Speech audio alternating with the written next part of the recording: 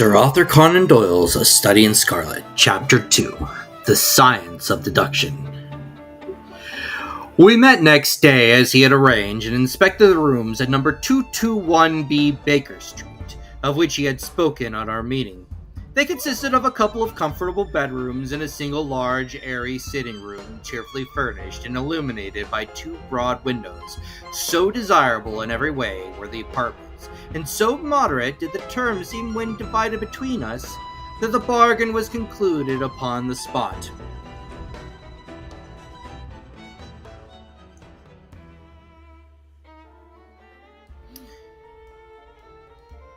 And we had once entered into possession. That very evening I moved my things round from the hotel, and on the following morning Sherlock Holmes followed me with several boxes and portmanteaus. For a day or two we were busily employed in unpacking and laying out our property to the best advantage. That done, we gradually began to settle down and to accommodate ourselves to our new surroundings. Holmes was certainly not a difficult man to live with. He was quiet in his ways, and his habits were regular. It was rare for him to be up after 10 at night, and he had invariable breakfast and gone out before I rose in the morning.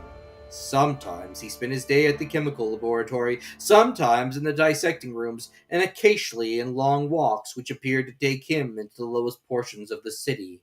Nothing could exceed his energy when the working fit was upon him, but now and again a reaction would seize him, and for days on end he would lie upon the sofa in the sitting room, hardly uttering a word or moving a muscle from morning to night.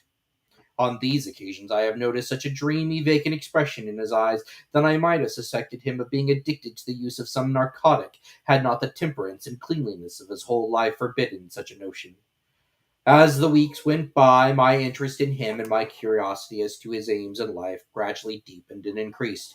His very person and appearance were such as to strike the attention of the most casual observer. In height, he was rather over 6 feet, and so excessively lean that he seemed to be considerably taller. His eyes were sharp and piercing, save during those intervals of torpor to which I have alluded, and his thin, hawk-like nose gave his whole expression an air of alertness and decision. His chin, too, had the prominence and squareness which marked the man of determination. His hands were invariably blotted with ink and stained with chemicals, yet he was possessed of extraordinary delicacy of touch, as I frequently had occasion to observe when I watched him manipulating his fragile philosophical instruments. The reader may set me down as a hopeless busybody when I confess how much this man stimulated my curiosity, and how often I endeavored to break through the reticence which he showed on all that concerned himself. Before pronouncing judgment, however, be it remembered how objectless was my life, and how little there was to engage my attention. My health forbade me from venturing out unless the weather was exceptionally genial, and I had no friends who would call upon me and break the monotony of my daily existence.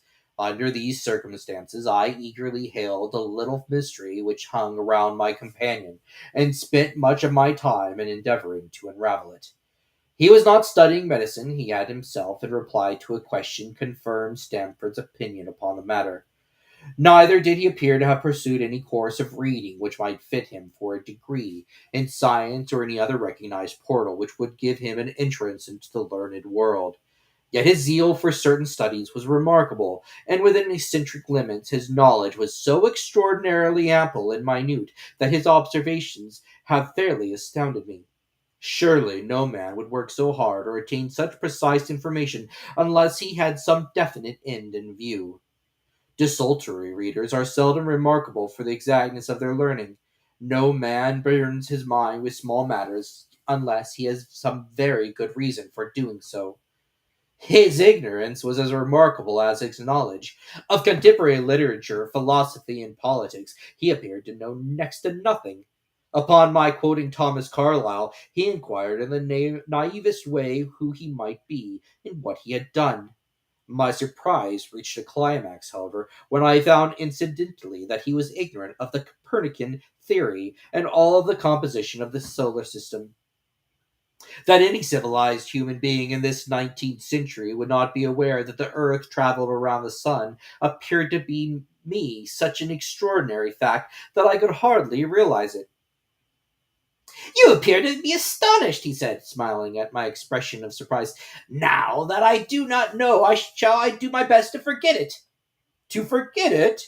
You see, he explained, I consider that a man's brain originally is like a little empty attic, and you have to stock it with such furniture as you choose. A fool takes in all the lumber of every sort that he comes across, so that the knowledge which might be useful to him gets crowded out, or at best is jumbled up with a lot of other things, so that he has a difficulty in laying his hands upon it. Now the skilful workman is very careful indeed as to what he takes into his brain attic. He will have nothing but the tools which may help him in doing his work. But of these he has a large assortment, and all of the most perfect order. It is a mistake to think that the little room has elastic walls and can distend to any extent. Depend upon it, there comes a time when for every addition of knowledge you forget something that knew before. It is the highest importance, therefore, not to have useless facts elbowing out the useful ones. But the solar system, I protested. What the deuce is it to me? He interrupted impatiently. You say that we go round the sun. If we went around the moon, it would not make a pennyworth of difference to me or to my work. I was on the point of asking him what that work might be, but something in his manner showed me that the question would be an unwelcome one. I pondered over our short conversation, however, and endeavored to draw my deductions from it. He said that he would acquire no knowledge which did not bear upon his object. Therefore, all the knowledge which he possessed was such as would be useful to him. I enumerated in my own mind all the various points upon which he had shown me that he was exceptionally well informed. I even took a pencil and jotted them down. I could not help smiling at the document when I had completed it. It ran this way: Sherlock Holmes, his limits. 1. Knowledge of literature, nil. 2. Philosophy, nil. 3. Astronomy, nil. 4. Politics, feeble. Botany, variable. Well up in belladonna, opium, and poisons generally. Knows nothing of practical gardening. 6. Geology, practical but limited. Tells at a glance different soils from each other. After walks has shown me splashes upon his trousers, and told me by their color and consistency in what part of London he had received them. 7. Chemistry, profound. 8. Anatomy, accurate but unsystematic. 9. Sensational literature, immense. He appears to know every detail of every horror perpetrated in the century. 10. Plays the violin well. 11. Is an expert single-stick player, boxer, and swordsman. 12. Has a good practical knowledge of British law. When I had got so far in my list, I threw it into the fire in despair.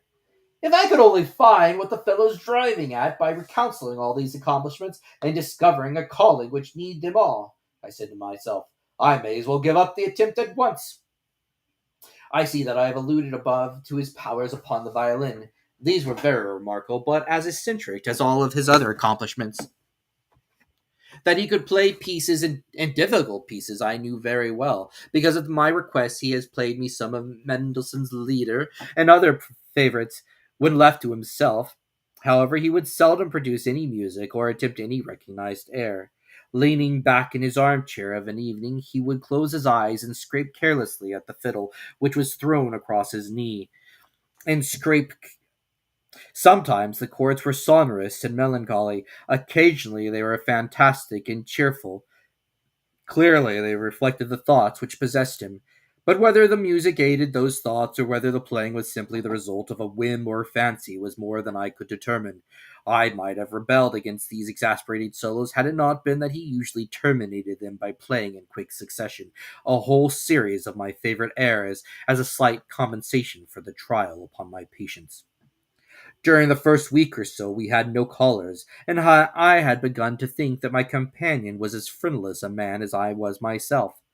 Presently, however, I found that he had many acquaintances, and those in the most different classes of society.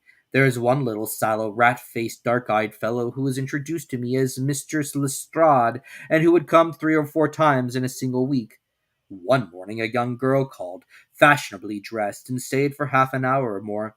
The same afternoon brought a gray-headed, seedy visitor, looking like a Jew peddler, who appeared to me to be much excited, and who was closely followed by a slipshod elderly woman.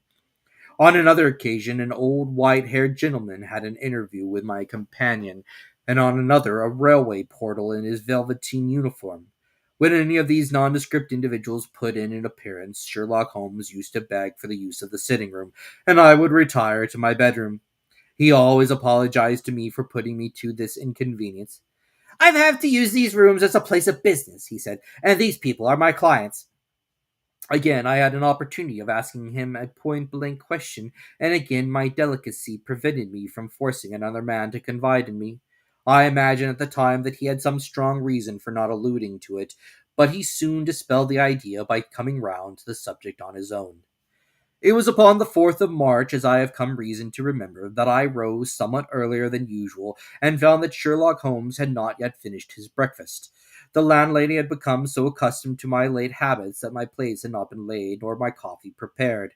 With the unreasonable petulance of mankind, I rang the bell and gave a curt intimation that I was ready.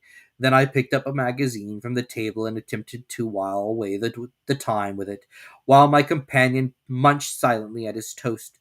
One of the articles had a pencil mark at the heading, and I naturally began to run my eyes through it. Its somewhat ambitious title was The Book of Life, and it attempted to show how much an observant man might learn by an accurate and systematic examination of all that came in his way. It struck me as being a remarkable mixture of shrewdness and of absurdity. The reasoning was close and intense, but the deductions appeared to me to be far fetched and exaggerated. The writer claimed by a momentary expression, a twitch of a muscle, or a glance of an eye, to fathom a man's inmost thoughts. Deceit, according to him, was an impossibility in the case of one trained to observation and analysis. His conclusions were as infallible as so many propositions of Euclid. So startling would his results appear to be the uninitiated that until they learned the processes by which he had arrived at them, they might well consider him a necromancer. "I have a drop of water," said the writer. "A logician could infer the possibility of an Atlantic or a Niagara without having seen or heard of one or the other. So all life is a great chain, the nature of which is known whenever we are shown a single link of it. Like all other arts, the science of deduction and analysis is one which can only be acquired by long and patient study. Nor is life long enough to allow any mortal to attain the highest possible perfection in it. Before turning to those moral and mental aspects of the matter which present the greatest difficulties, let the inquirer begin by mastering more elementary problems. Let him, on meeting a fellow mortal, learn at a glance to distinguish the history of the man, and the trade or profession to which he belongs. Puerile as such an exercise may seem, it sharpens the faculties of observation, and teaches one where to look and what to look for. By a man's fingernails, by his coat sleeve, by his boot, by his trouser knees, by the callosities of his forefinger and thumb, by his expression, by his shirt cuffs, by each of these things a man's calling is plainly revealed. That all united shall fail to enlighten the incompetent inquirer in any case is almost inconceivable. "What ineffable twaddle!" I cried, slapping the magazine down on the table. "I never read such rubbish in my life." "What is it?" asked Sherlock Holmes. "Why, this article," I said, pointing at it with my egg spoon as I sat down to my breakfast. "I see that you've read it since you have marked it. I don't deny that it is smartly written. It irritates me, though. It is evidently the theory of some armchair lounger who evolves all these neat little paradoxes in the seclusion of his own study. It is not practical. I should like to see him clap a class carriage on the Underground and ask to give the trades of all his fellow travelers. I would lay 1,000 to 1 against him." "You would lose your money," Sherlock Holmes remarked calmly. "As for the article, I wrote it myself." "You?" "Yes, I have a turn both for observation and for deduction. The theories which I have expressed there, and which appear to you to be so chimerical, are really extremely practical. So practical that I depend upon them for my bread and cheese." "And how?" I asked involuntarily. "Well, I have a trade of my own. I suppose I'm the only one in the world. I'm a consulting detective, if you can understand what that is. Here in London, we have lots of government detectives and lots of private ones. When these fellows are at a fault, they come to me, and I manage to put them on the right scent. They lay all the evidence before me, and I am generally able, by the help of my knowledge of the history of crime, to set them straight. There's a strong family resemblance about misdeeds, and if you have all the details of 1,000 at your finger ends, it is odd you can't unravel the 1,000 in the first. Lestrade is a well-known detective. He got himself into a fog recently over a forgery case, and that was what brought him here. And these other people? They are mostly sent me on by private inquiry agencies. They are all people who are in trouble about something and want a little enlightening. I listen to their stories, they listen to my comments, and then I pocket my fee. What do you mean to say, I said, that without leaving your room you can unravel some knot which other men can make nothing of, although they have seen every detail for themselves? Quite so. I've kind of an intuition that way. Now and again, a case turns up which is a little more complex. You see, I have a lot of special knowledge which I apply to these problems, and which facilitates matters wonderfully. Those rules of deduction laid down in that article which arouse your scorn are invaluable to me in practical work. Observation with me is second nature. You appear to be surprised when I told you on our first meeting that you had come from Afghanistan. You were told, no doubt. Oh, nothing of the sort. I knew you came from Afghanistan. From long habit, the train of thoughts ran so swiftly through my mind that I arrived at the conclusion without being conscious of the intermediate steps. There were such steps, however. The train of reasoning ran, here is a gentleman of a medical type, but with the air of military man. Clearly an army doctor, then. He just comes from the tropics, for his face is dark, and that is not the natural tint of his skin, for his wrists are fair. He has undergone hardship and sickness, as his haggard face says clearly. His left arm has been injured. He holds it in a stiff and unnatural manner. Where in the tropics could an English army doctor have seen much hardship and got his arm wounded? Clearly Afghanistan. The whole train of thought did not occupy a second. I then remarked that you came from Afghanistan, and you were astonished. It is simply enough as you can explain it, I said, smiling. You remind me of Edgar Allan Poe's Dupin. I had no idea that such individuals did exist outside of stories. Sherlock Holmes rose and lit his pipe. No doubt you think that you are complimenting me and comparing me to Dupin, he observed. Now, in my opinion, Dupin was a very inferior fellow. That trick of his of breaking in on his friend's thoughts with an apropos remark after a quarter of an hour's silence is really very showy and superficial. He had come analytical he had some analytical genius, no doubt, but he was by no means such a phenomena as Poe appeared to imagine. Have you read Gaboreau's works? I asked. Does Lecoq come up to your idea of a detective? Sherlock Holmes sniffed sardonically. Lecoq was a miserable bungler, he said in an angry voice. He had only one thing to recommend him, and that was his energy. That book made me positively ill. The question was how to identify an unknown prisoner. I could have done it in 24 hours. Lecoq took 6 months or so. It might be made a textbook for detectives to teach them what to avoid. I felt rather indignant at having two characters whom I admired treated in this cavalier style. I walked over to the window and stood looking out into the busy street. This fellow may be very clever, I said to myself, but he is certainly very conceited. There are no crimes and no criminals in these days, he said curiously. What is the use of having brains in our profession? I know well that I have it in me to make my name famous. No man lives or has ever lived who has brought the same amount of study of natural talent to the detection of crime which I have done. And what is the result? There's no crime to detect, or at most some bungling villainy with a motive so transparent that even a Scotland Yard official can see through it. I was still annoyed at his bumptious style of conversation. I thought it best to change the subject.